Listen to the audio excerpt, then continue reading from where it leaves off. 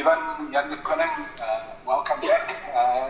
If you could just quickly run us through the selections and the reasons behind them. Obviously, a new competition, but pretty much the same opposition. Hi Jan, yeah, thanks. Great to be back. Really excited about the upcoming competition. Yeah, so we've still got one or two guys with niggles. The game is probably just a week too short for them to be selected. Someone like Willem, Berger, Jakob Isagi, guys like that. So yeah, for us, very similar to the team that we ended off. Some nice new, young, exciting talent that we added as well. So we're really excited about this weekend's game. Okay, so you guys have got a nice tough one up front. Going to get a proper test by the Bulls. But what are the biggest lessons that you've learned through the Super Sport Unlock Challenge, the preparation series, and the Currie Cup leading into this game? Hi Morgan.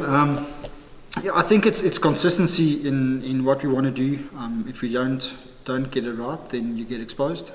If you manage to apply pressure consistently, whether it's through attack, defence, set piece, kicking game, you can get the reward, and I think that's where the Bulls were probably the best in the previous two competitions. They were consistently better in all that area. So we worked hard this last month, 6 weeks on it, and yeah, looking forward to see what the guys come.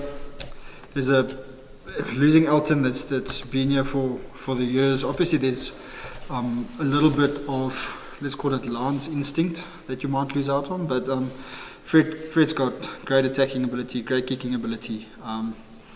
He understands how we want to play, so we're comfortable for him to have a great game this weekend and lead us in our systems. So Morgan, I see you've gone for a 6-2 split on the bench, so you're obviously expecting a massive battle up front. Can you just give us some idea of how you're going to nullify the Bulls' forward pack? Yeah, Morgan, they obviously their first strength is up front.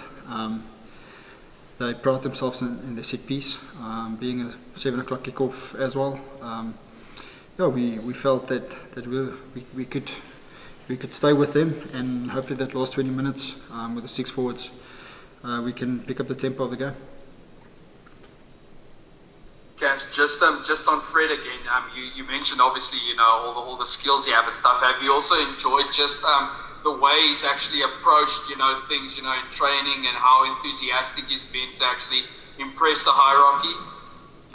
Yeah, he's a great guy, great character. I think he slotted in very, very nicely. I think his mindset of keeping it simple, keeping it effective is good for us.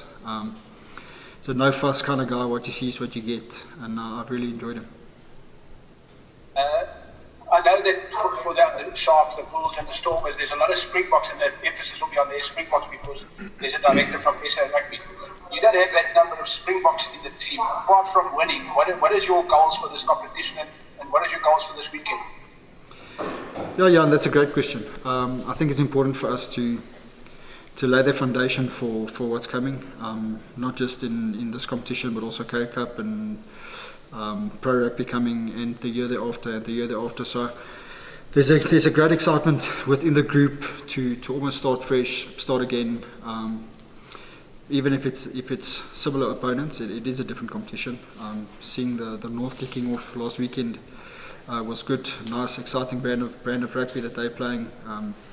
We're going to play in decent weather. We're going to play on good pitches. So again, I think it's going to be exciting. It's going to be quick, and of course, with the British and Irish Lions around the corner, I think the level of rugby is really going to be high. And what's better than 4 South African teams going hammer and songs every weekend? It's been long documented that you guys are going to play rugby in the north with the Pro 16 coming up.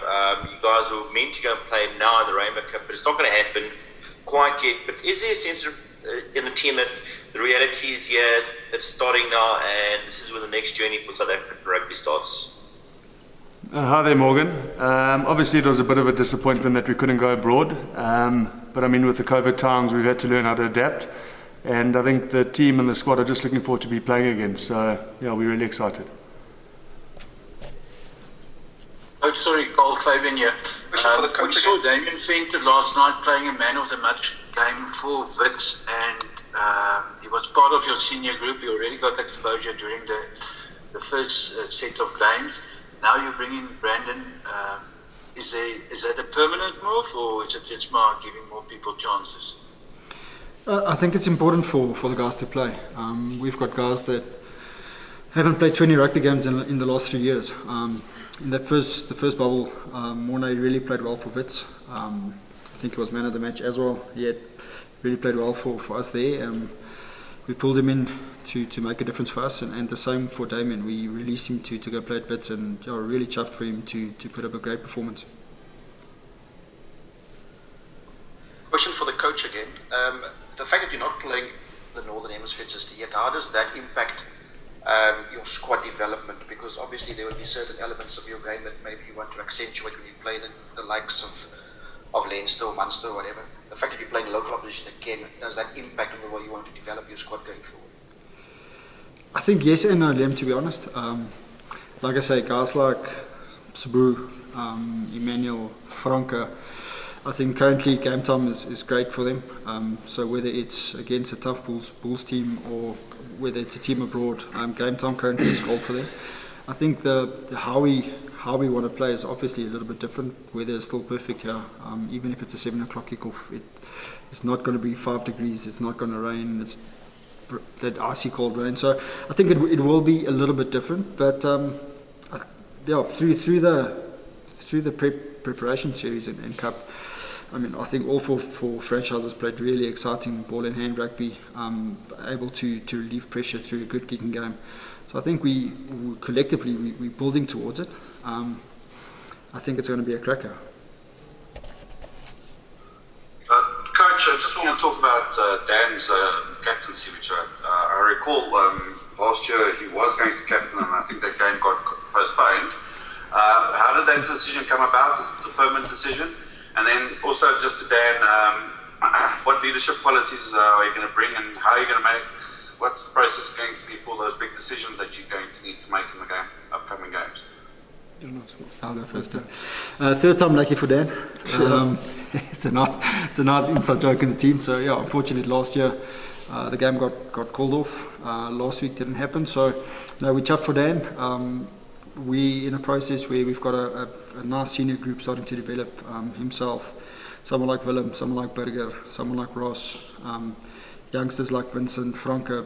And so I think out of there it's ideal time for us to give them opportunity to lead the team, to take us forward. Whether it's captain or not captain, they're taking on big responsibility in the team. So that's good for us. It's good for development. It's good for squad health and leadership development.